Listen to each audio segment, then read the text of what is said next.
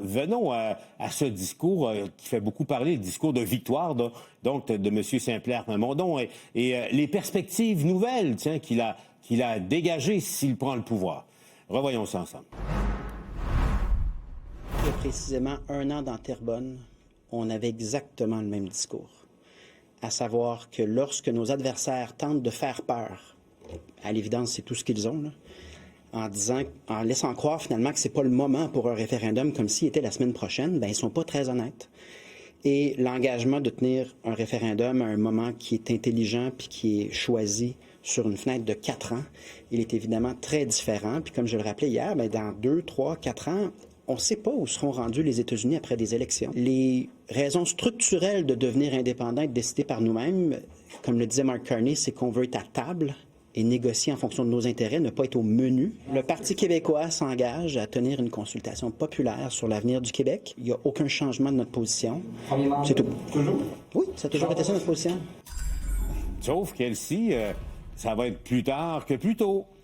Exactement. Donc, moi, je suis un peu surprise de tout ce tabac aujourd'hui, effectivement, parce que, bon, il y a des gens, effectivement, qui disaient, bon, au lendemain de l'élection, il y aura un référendum, mais la plage a toujours été 4 ans. On se rappellera que René Lévesque, donc, a été un bon gouvernement pendant près de 4 ans pour tenir le référendum. Élu en 76, tenu le référendum en 80. Jacques Parizeau avait utilisé une stratégie différente. Lui plaidait qu'on devait suivre la séquence Meade-Charlottetown et moins gouverner. Puis de 8 à 10 mois après une élection, avait-il dit. Voilà. Donc, les 2 options sont sur la table. Et dans le fond, ce qu'a confirmé Paul Saint-Pierre Plamondon, c'est que ça pourrait, parce qu'effectivement, Donald Trump ou autre événement pourrait faire en sorte qu'on le tienne plus tôt que tard. Mathieu, effectivement, donc, moi, c'est la première fois que j'entends M. Jamais il s'est engagé à tenir un référendum dans 8-10 mois, là, comme le faisait M. Parizeau. Ça c'est important de le dire en toute rigueur. Mais en même temps, on comprenait qu'il avait l'air davantage pressé que pas pressé. Mais là, hier soir, là, c'était comme un peu la reconnaissance que ce qui se passe aux États-Unis, que l'ombre de Donald Trump plombe un peu son option? Ben, très honnêtement, j'ai pas compris ça de son discours. C'est-à-dire, moi, ce que j'entends depuis le début, je suis ça avec quelque attention, c'est que le prochain mandat sera un mandat souverainiste centré sur l'idée de faire l'indépendance du Québec. À partir du moment où c'est ça l'objectif, personne n'a jamais compris, à tout le moins moi, j'ai jamais compris, que le lendemain matin, il y a un référendum qui est déclenché. Le référendum vaut la peine de l'organiser. Il faut le préparer. Ensuite, il y a une question de conjoncture minimale, comme il y a toujours eu. Un homme politique qui abolirait le critère de la conjoncture simplement pour tenir, même Parizeau, son 8 à 10 mois, c'était devenu un peu plus que ça, finalement, si je peux me permettre. Son objectif à Parizeau, au début, c'était de le faire en juin 2095. Ouais. Il l'a fait en octobre. Mais c'est son Conseil des ministres qui l'en avait empêché, là. Je me souviens de ça. Oui, mais ce que je veux dire, c'est que les circonstances, on s'adapte. Mais là, moi, je n'ai pas entendu un changement ni de doctrine ni de stratégie. PSPP rappelle une chose, le Parti québécois est indépendantiste. Son objectif, c'est de faire l'indépendance du Québec. L'indépendance, elle est bonne, quelles que soient les circonstances. En ce moment, le Canada défend son indépendance plus que jamais par rapport à Donald Trump. Le Québec dit, nous aussi, on doit défendre notre indépendance, on doit la conquérir. Ensuite, on va tenir compte de la conjoncture pour être capable de faire ce référendum. Je vois pas où est la modification de doctrine. Okay. Pour ce qui est de l'élément Trump, par ailleurs, tout le monde considère que ça change la donne, dans un sens comme dans l'autre d'ailleurs. Ça crée de l'instabilité, mais de l'autre côté, ça crée des opportunités nouvelles selon certains. Donc on regarde ça, mais ce qui est certain, c'est que moi, je vois pas un changement de doctrine. S'il y en avait un, comme je dis, je suis ça avec une forme d'attention maniaque quand même, je n'ai pas remarqué ce changement de doctrine. S'il y en a un, qu'on m'avertisse, qu'on me donne la déclaration, puis ça alors j'enregistrerai le fait. Petite question indiscrète, Mathieu, as-tu suivi ça en direct hier, le résultat électoral? Il se peut que j'ai plus dormi. OK, donc il se peut que tu étais à l'écoute à 2-3 heures du matin, heure de Paris. Il se peut que la nuit ait été occupée à suivre les élections de Chicoutimi. Tom, qu'est-ce que tu décodes, toi, des propos et du discours de M. Saint-Pierre Plamondon? Bien, M. Saint-Pierre Plamondon n'a pas tort lorsqu'il dit que ça fait un moment qu'il parle du fait qu'il va avoir un référendum dans un premier mandat, puis un mandat, c'est 4 ans. Bon, ça, c'est un fait. Comme dit si bien Mathieu, c'est clair que si le Parti québécois est élu, tout son temps, toute son énergie, ça va être un mandat, 4 ans, où tout le Québec et toute son énergie, tous ses ministères, tous ses efforts vont être consacrés à essayer de créer des conditions gagnantes pour un référendum. Ce que j'ai trouvé fascinant, c'est que M. Paul Saint-Pierre Plamondon est un bon chef cuisinier, parce que hier, il nous faisait un bouillabaisse.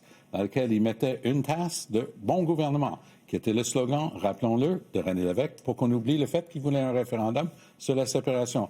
Ensuite, on avait Landry Bouchard, 2 tasses. Là, c'était des conditions gagnantes. Alors, il parle de bon gouvernement, il parle de conditions gagnantes, mais pour les gens qui n'en veulent pas, c'est-à-dire 70 de la population qui ne veulent pas de référendum et encore moins la séparation, ça ne change rien. Que ce soit dans 1 mois ou dans 4 ans, les gens n'en veulent pas.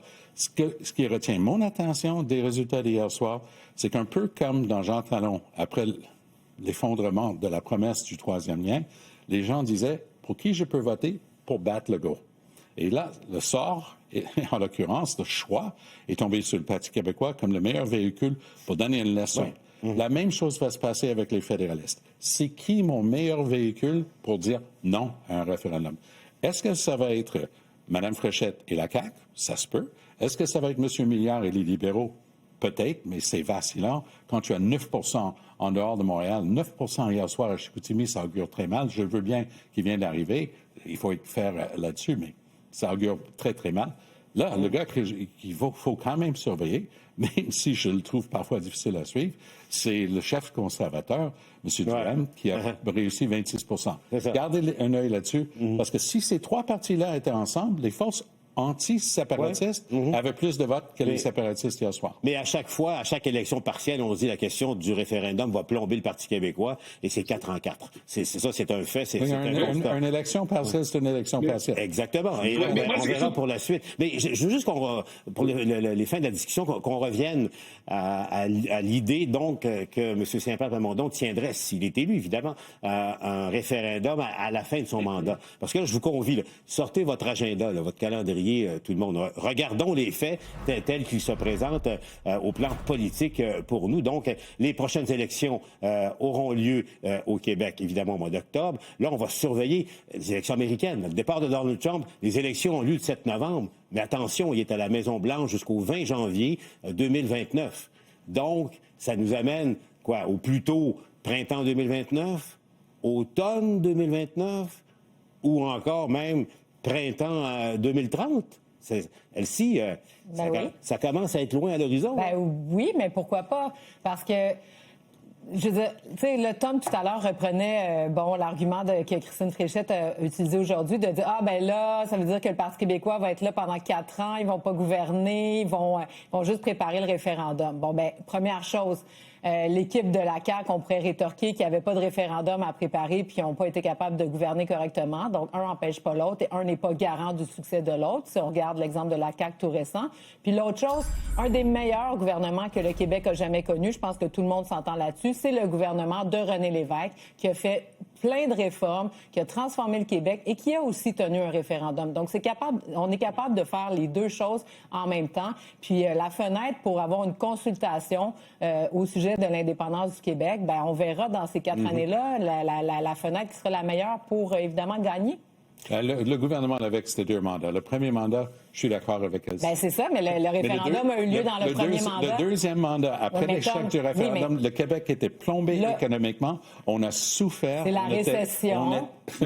Nous, pire que tous les autres. Le Québec a souffert plus que tous les autres. On ne va pas réinventer l'histoire. Je veux dire, le référendum a été tenu dans le premier mandat, puis la récession n'a pas touché que le Québec. Non. Le deuxième mandat était une catastrophe. Absolument, parce qu'on s'est fait imposer une constitution qu'on n'a jamais signée sans aucun respect pour le Québec. L'histoire des lamentations, c'est ça. Est-ce qu'on a signé ou non la constitution? Que je sache, c'est pas le cas. Non, les lamentations ne changent pas la Non. Il n'y a pas de lamentation. Je rappelle que ce deuxième mandat était catastrophique parce que malgré la promesse de changement faite au Québec, il s'est fait exclure de la Constitution, il a perdu des pouvoirs. Mais c'est pas le sujet en ce moment, c'est autre chose.